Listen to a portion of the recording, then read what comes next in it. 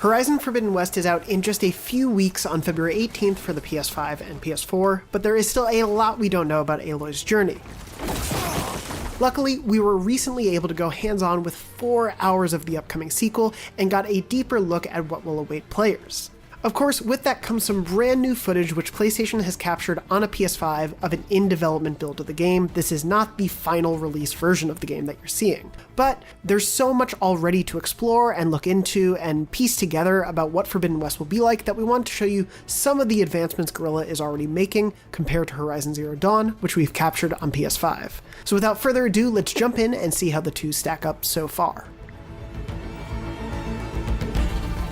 Forbidden West takes place roughly 6 months after the end of Horizon Zero Dawn, so Aloy is, still Aloy and will be running around and navigating the world as she once was, but she has a lot more tools at her disposal. It's also going to be a brand new world full of more life, more variety, and more interesting things to do, and some of that can be seen in the settlements. Settlements will look a lot more complex, have a lot more NPCs, and have a lot more unique, bespoke things going on in them.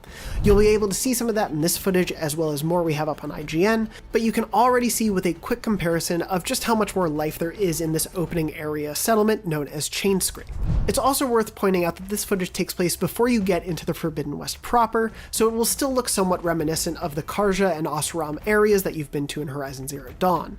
But already you can see a lot more life and animation differences going on in the world around Aloy compared to in Horizon Zero Dawn. Of course, you'll still be exploring a very naturalistic world with a ton of different unique flora, and you'll actually see a lot more of it in some of this footage. But of course, this is a world that is post-apocalyptic compared to our natural world, and so you'll see more dilapidated buildings from our time, or, the 21st century in general, as well as much more built on top of that. You'll also, of course, encounter a wide variety of machines in the world of Horizon, but this time in Forbidden West there are even more types to check out, as well as some returning ones. You'll of course continue to be able to scan them using your focus, but now the focus can lock on and specifically target certain parts of each animal. So if you're looking to get a specific part from a machine, you can do that without slowly having to scan around using the right stick.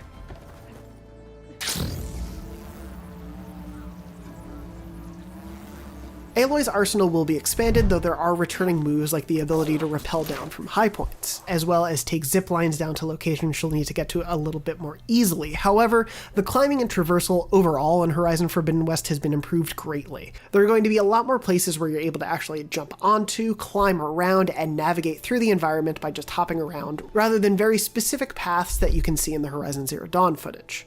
Additionally, you'll be able to use Aloy's Pullcaster and the Shield Wing to get around and navigate in more interesting ways. The Pullcaster will pull you in and zip you up to specific points that might be out of reach, while the Shield Wing is Aloy's new glider. You can also use all of this in unique combinations, so you can hop off a high point, use your Shield Wing to glide around for a bit, notice a faraway point that you want to jump to and use the Pullcaster to pull you over there, and then amble your way up to another spot. It's a lot more fluid, a lot more fun, and way more freeing than it was in Zero Dawn. Of course, the areas that you're seeing from the still in development build are, as I mentioned, before the Forbidden West itself, so will be familiar to those who have been in the Oseram and Karja lands of Horizon Zero Dawn. That said, there will be a lot more to explore this time around, a lot of varied environments just in the areas we've seen already, and plenty more to do when Horizon Forbidden West hits on February 18th.